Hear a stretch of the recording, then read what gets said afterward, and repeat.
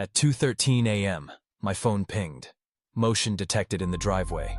I blinked awake, the small screen's glow reflecting off my bedroom ceiling, the alerts sitting quietly atop a cluster of notifications. Most harmless, a couple reminders, all dwarfed by that single precise timestamp. It was dark outside, and the house was silent except for the faint, ever-present wash of the highway, a distant, low hum that sometimes passed for silence in our neighborhood. I sat up, the room cold at the edges, and thumbed the alert open, letting the familiar ring interface load, slow and deliberate as the clock ticked on. On screen, the view from my driveway cam unfolded grainy and blue, time-stamped in the lower corner. 2:13:07. The image was still, the street empty, condensation clinging to the car windows, each drop catching the porch light in miniature. The camera's angle caught the far edge of the front yard, a strip of grass and the dark outline of the garage door. I watched for a moment, expecting movement, but the clip played through. Nothing but the slow zoom of nighttime, the wind nudging a branch near the curb. I closed the app, set the phone aside, and tried to settle back into sleep. It was probably a cat or the neighbor's sprinkler. These alerts had come before, always late, always inconclusive. But at 2:26 a.m., the phone pinged again. Same alert, same location. I sat up faster this time, heart slightly offbeat, and played the new clip. The timestamp rolled as I scrubbed through, frame by frame. There, at the far left edge, a figure, half-lit, off-center. Tall, maybe, or hunched. For a moment, they paused, just inside the camera's reach, before drifting out of view. No car, no sound. I rewound, watching for details. A flash of a sleeve, the indistinct shape of a backpack, maybe. The figure seemed to hesitate, as if considering the porch, then moved on, the camera's lens struggling to keep focus in the dark. I checked the map overlay, watching the pin jump a few houses down, but the street itself was empty, long and unbroken. The only movement was the slow drift of mist across the asphalt, lit by the amber glow of the streetlights. I wasn't afraid, exactly. Our neighborhood was quiet, the kind of place where people wave from driveways and you recognize cars more than faces. But the repetition of these alerts, the exactness of the time, the graininess of the figure, left a chill. I wondered if other houses were getting notifications at the same time, if somewhere down the block, someone else was sitting up in bed, watching the same timestamp, the same shadow. I set the phone on the nightstand, listening for any sound outside, a car door, footsteps, the neighbor's wind chimes faint in the breeze. The highway's low tone pressed against the edges of the night. I watched the ceiling, counting seconds, waiting for another ping. At 2:48 a.m., the phone vibrated again. Motion detected. Backyard camera. This was new. I opened the app, letting the clip buffer, the UI spinning quietly as the screen loaded a new perspective. The back of the house, fence line, a patch of garden. The timestamp overlay flickered. In the frame, condensation blurred the view, but I could make out the shape of someone. This time closer, moving along the fence, pausing near the shed. They stopped, looking around, then vanished into the shadows behind the garage. I froze, watching the clip repeat. The backyard was harder to see, less well lit, angles distorted by the camera's placement. Whoever it was, they didn't seem hurried. Just deliberate, careful. I checked the timeline scrubber. No erratic jumps, no sudden movement. I considered calling someone, but it felt premature. A shadow, a shape. A few seconds of grainy video. I looked out the window, seeing nothing but the faint glow from the street, the neighbor's porch light a distant point. I tried to match the angle from the camera to the actual yard, mapping where the figure might have walked. Everything was still. I got up, moving quietly through the house, careful not to wake anyone else. I turned on the kitchen light, letting the glow spill into the hallway. I waited, listening for a response from outside. Nothing but the wind, the soft click of the fridge. The cameras, I knew, would catch the change in light. I returned to the living room, watching the app for new alerts. At 3:06 a.m., another ping. Motion detected. Driveway. This time, as I played the clip, the figure was gone. The camera caught only the empty stretch of pavement, the condensation on the car windows. the slow drift of mist. The lights from inside cast a pale glow at the frame's edge, and the timestamp ticked on, uneventful. It was as if the motion had stopped with the lights. The watcher deterred, the night returning to its usual rhythm. I sat on the couch, phone in hand, letting the silence expand. It was strange, the way small changes, a light switched on, a door opened, could reset the balance. The alert slowed, the street outside unmoved. But at 3:27 a.m., the final notification arrived. Motion detected. Garage window. This alert was different, the angle unfamiliar. I opened the clip, watching as the camera panned slowly, catching the dim outline of the garage interior through the fogged glass. At first, the scene was still, the workbench, a stack of boxes, the faint outline of the lawnmower. Then, in the far right of the frame, someone appeared, half lit by the overhead bulb. They paused, looking directly into the camera, and raised a hand. Not a wave for attention, but something slower. A deliberate gesture, palm open, fingers spread. The figure stood for a moment, holding the wave, then stepped back, disappearing into the shadow near the garage door. The camera lingered, lens adjusting, timestamp rolling forward. I watched the clip on repeat, trying to make sense of the gesture. Was it someone I knew? A neighbor, perhaps? Checking on something? The clarity of the wave was unsettling. Too direct, too knowing. I got up again, moving to the garage door, listening for any sound. A faint scrape, a shift in the darkness. The house was quiet, the outside world distant.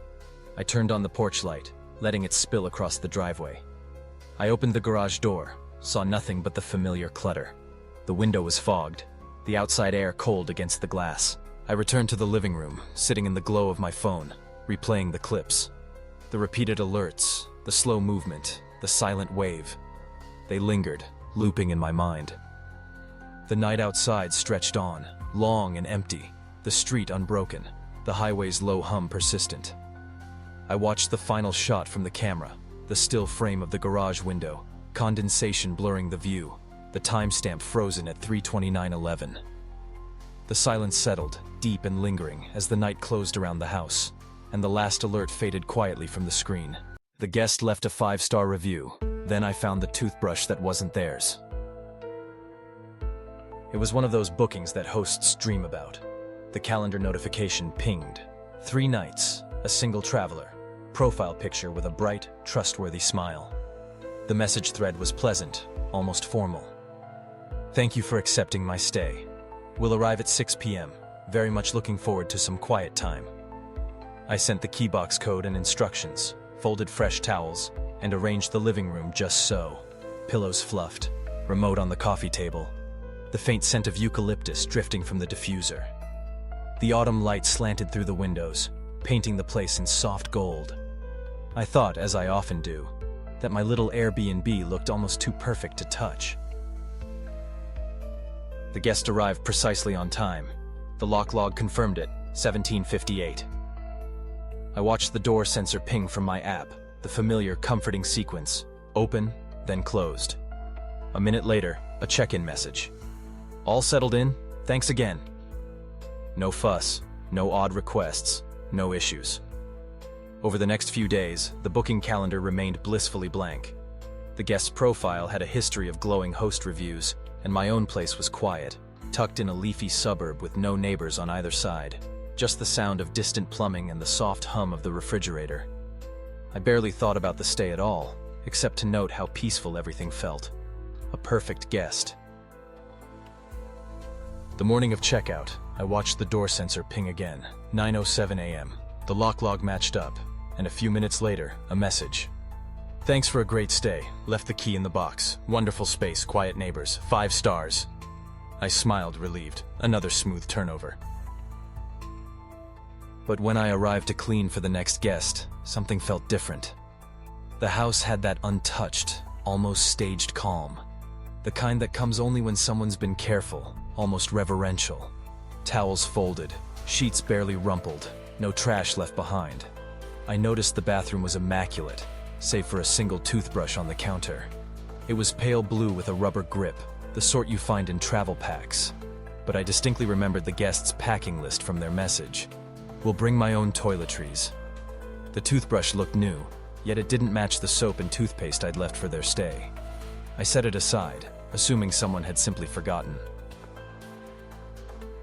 Then, as I moved through the house, I caught a whiff of something faintly unfamiliar.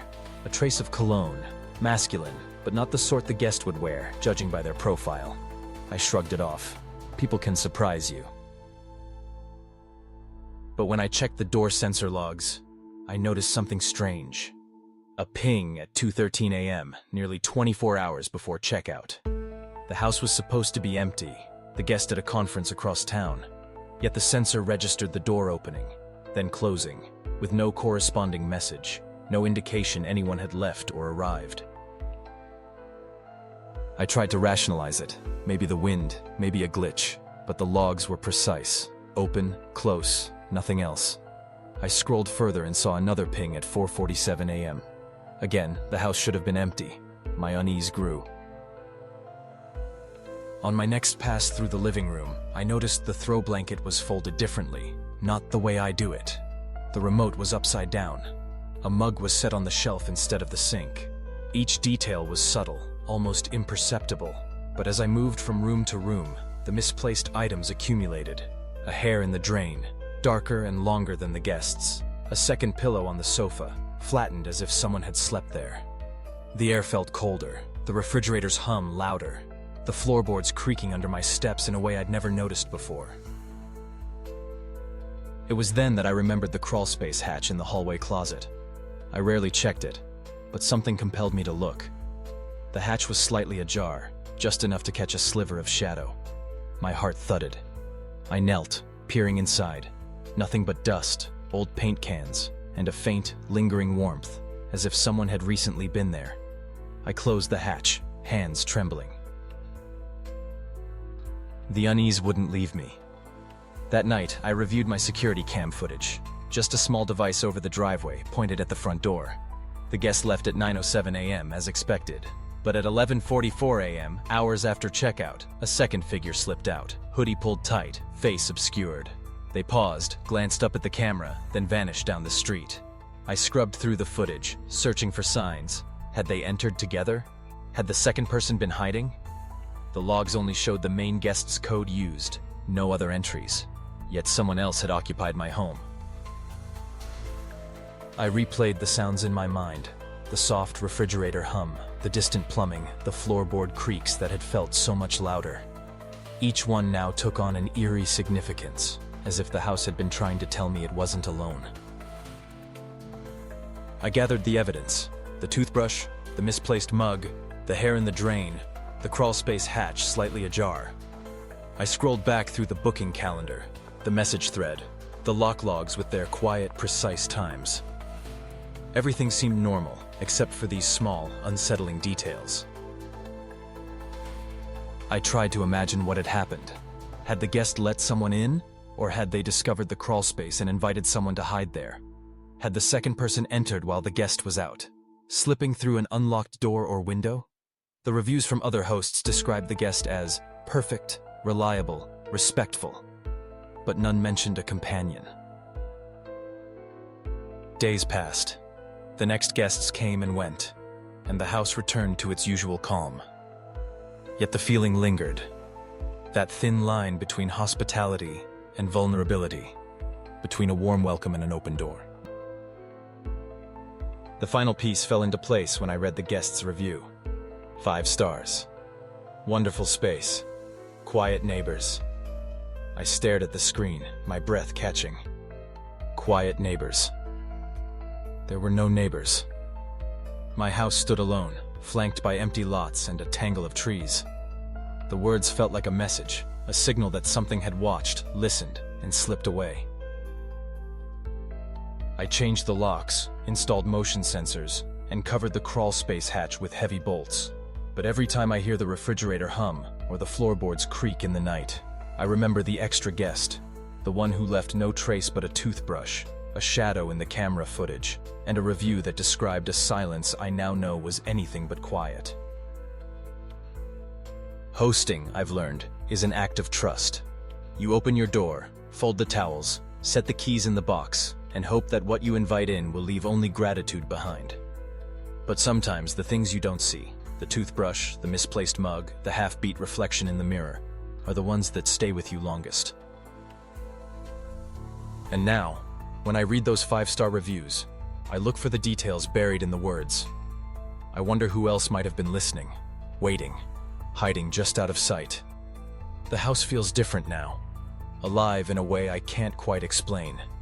Maybe it always was. Maybe the extra guest is still here, tucked away in the quiet spaces, leaving only the faintest trace. A door ajar, a folded towel, a reflection in the mirror that lingers a half-beat too long. We locked the doors at midnight. The bathroom kept flushing anyway.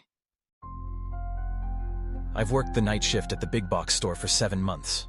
Most nights trickle by in fluorescent silence, the aisles stretching out under the hum of the HVAC like rows of sleeping sentinels. Past 11, everything slows. The last stragglers push their carts toward the exit. The intercom crackles out its closing announcement, and the final register beeps are drowned out by the distant constant whir of ceiling fans. I always clock in just before sunset, scan my badge at the time card terminal by the break room, click, stamp, another night, and start the routine. Stock, sweep, check the bathrooms, repeat. The world outside shrinks away, replaced by the endless geometry of shelves and the pale glare of flickering lights overhead. On this particular Thursday, it was just me and the manager, Greg. He's a fixture around here. Gray at the temples, eyes half-lidded from decades of closing shifts. He likes his routine, keeps to the checklist. He leaves the floor to me, preferring to hole up in the back office with his paperwork while I wander the aisles with a mop and a keychain flashlight. Sometimes I'll catch a glimpse of his shadow sliding past the employees-only door at the far end of the store, a silent figure in the maze.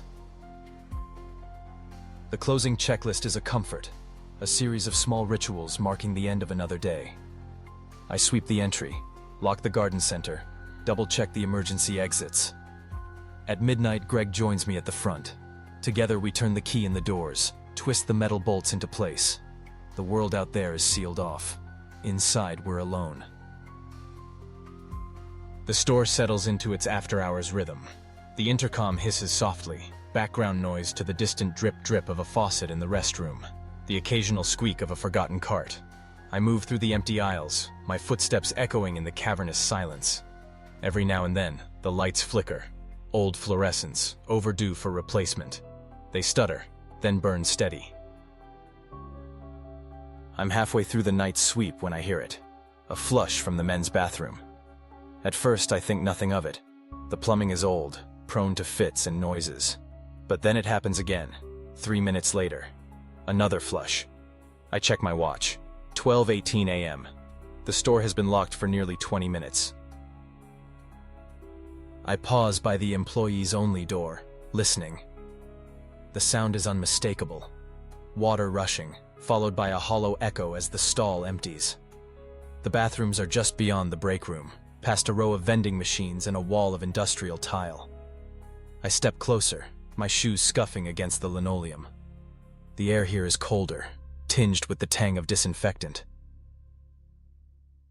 I push open the door. Inside, the lights hum overhead, casting sharp shadows on the floor. The sinks are gleaming, untouched. The stalls are all closed, except for one, farthest from the entrance. The motion sensor in the ceiling clicks on, sensing movement. For a moment, I see nothing. Then the toilet flushes again. I call out, voice low, cautious. "Hello, store's closed." No answer. I kneel, peer under the stalls. In the locked one, I see a pair of shoes, dark, scuffed, pointed toward the door. They don't move. I stand, heart thumping, and knock on the metal. The echo is flat, swallowed by the hum of the HVAC. "Sir, ma'am, we're closed. You need to come out." Silence. Only the drip of the faucet and the low rumble from the vents. Greg arrives a minute later, eyes narrowed. He tries the stall door. Locked. He knocks. Harder. No reply. We step back, uncertain. The store is sealed tight, alarm system armed. No one could have slipped in after closing. We check the other stalls. Empty. The shoes remain motionless behind the locked door. Greg radios the front desk, asks for a sweep. The protocol is clear. If we suspect someone inside after hours, we call the police. Within 10 minutes, 2 officers arrive, boots thudding against the tiles. They check every inch of the restroom. The locked stall is forced open. Empty. No shoes. No sign of anyone. Just the faint, lingering scent of bleach. I stand by the sinks, watching the officers. One shakes his head, mutters something about urban legends and night shifts. They leave, their radios crackling. Greg shrugs, chalks it up to nerves and plumbing, tells me to finish my sweep. But the bathroom keeps flushing. Once at 1:03 a.m., again at 1:19. Each time, the motion sensor blinks, triggered by something unseen. I avoid the restroom, focusing instead on the aisles. The shelves seem taller in the late hours, the silence deeper. The intercom occasionally spits out static, captions flickering on the small screen. Clean up on aisle 7. Manager to receiving, but the store is empty. I return to the break room, sit for a moment, fingers drumming against my time card. Greg finishes his paperwork, yawning. We review the closing checklist, confirm every exit is locked, every aisle tidy. I glance at the security monitors, rows of cameras showing nothing but still aisles, the occasional flicker of light. Only the restroom feed shows movement. The stall door, ever so slightly ajar, then closed. The shoes reappear, then vanish. At 2 a.m., the final sweep. Greg and I walk the length of the store together, our footsteps the only sound. We pause at the restroom. The lights inside flicker, cycling off, then on, as if something passes beneath the sensor. I push open the door. The stalls are all open, empty. The floor is dry, the sinks spotless. The shoes are gone. Greg shrugs. Plumbing, he says, voice thin. We return to the front. I log out at the time card terminal, the stamp echoing in the silent store. Greg locks the office, checks the alarms. We step outside, the night air sharp and clean. Later, at home, I can't sleep. I replay the camera footage from the security app, the final shot before we left. The restroom door swings slowly open, then closes, though no one is visible. The lights cycle off, then on, as if searching for movement. I think of the shoes, the silent knocks, the endless flushes. The store is an empty shell after midnight, but something lingers in the quiet, caught between the hum of the lights and the echo of footsteps on tile. Each night when I clock in, I wonder if I'll hear it again. The bathroom flushes, the stall door shifts, the lights flicker. The checklist is the same, the aisles unchanged, but the silence is never complete. There's always something waiting, just out of sight, behind the locked stall. And in the end, as the last lights cycle off, then on, the store settles into its own restless rhythm, holding secrets in the glow of empty aisles and the hush of the midnight shift. The red diamond markers kept guiding me, back to my own footprints. That was the first thing I noticed, after the cold settled beneath my jacket and the fog curled low between the huddled trees. I'd set out just after work, chasing dusk into the woods, looking for quiet and the kind of clarity that sometimes comes only when the phone signals fade and the world shrinks to the beam of a headlamp. The weather had promised fog. I'd shrugged. There was something about mist and moss, about the way wet leaves muted the world to a hush, that always made me want to walk farther. I parked in the gravel lot, tossing my pack onto the passenger seat, the zipper scratching in the stillness. The only other car was mine. Branches arched overhead, black against the overcast sky. Ravens called somewhere beyond, their voices echoing through the empty air. I pulled on my gloves, checked the GPS, and started down the trail, my boots sinking softly into the spongy mat of fallen leaves. Dampness clung to everything, the earth, the bark, the breath rising in front of my face. Each step felt measured, deliberate, as if the forest was waiting for me to make a mistake. The red diamond markers were strung along the route, nailed at intervals into the trunks of tall old pines. Their paint was chipped, but the shape was clear. Diamonds, pointing me forward, a breadcrumb trail into the heart of the woods. The fog advisory blinked on my weather widget, the little icon spinning, but I kept going, trusting the markers more than the screen.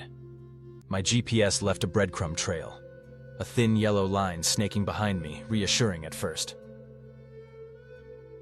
At the first fork, I paused. The ravens had gone silent.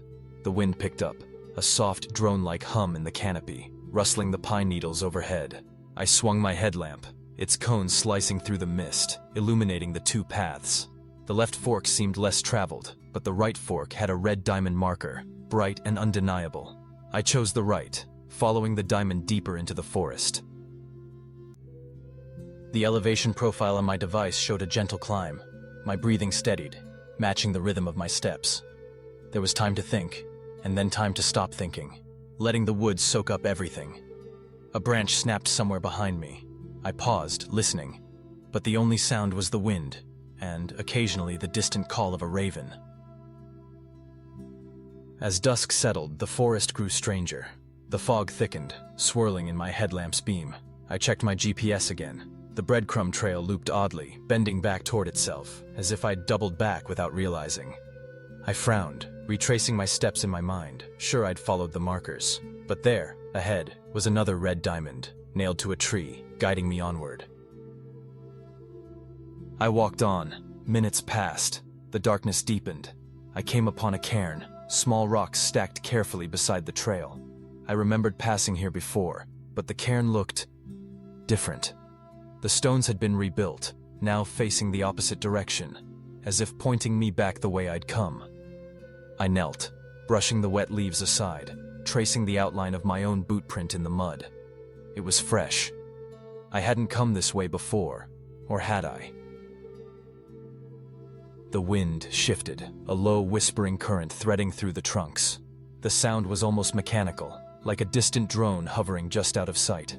My phone compass spun wildly, the needle jerking, refusing to settle. I held it up, watching as the red arrow danced in the glow of my headlamp, never pointing north. The forest pressed closer, the fog thickening until all I could see was the narrow circle cut by my headlamp. The markers appeared, then vanished, their paint barely visible in the gloom. At the next fork, I stopped. There were two markers now. One old, chipped and faded, the other new. The red paint still slick as if freshly applied. I hesitated, feeling the breath of the wind in the empty space around me. I chose the new marker, following its promise of direction. The trail wound downward, the elevation profile dipping steeply. I passed another cairn. This one toppled, the rocks scattered across the path. My GPS breadcrumb trail had looped again, the line now overlapping itself, as if I was walking in circles. My heart thudded in my chest, slow and deliberate. I stopped to listen. The raven called again, nearer this time, a single note floating on the wind. The drone-like hum intensified, vibrating in the air, blending with the rustle of pine needles. My headlamp flickered, the beam stuttering. I zipped my jacket higher, the sound loud in the silence. Above, the branches swayed, casting shifting shadows that seemed to move with purpose. I pressed on, following the markers, trusting them even as doubt gnawed at the back of my mind. Time stretched, each minute slipping away in the hush of the forest. I passed my own footprints again, distinct in the mud, unmistakable. I knelt, tracing them with gloved fingers, looking back at the markers. Had they moved? Were they guiding me forward, or simply circling me back to where I'd been? The fog thickened, swallowing sound and light.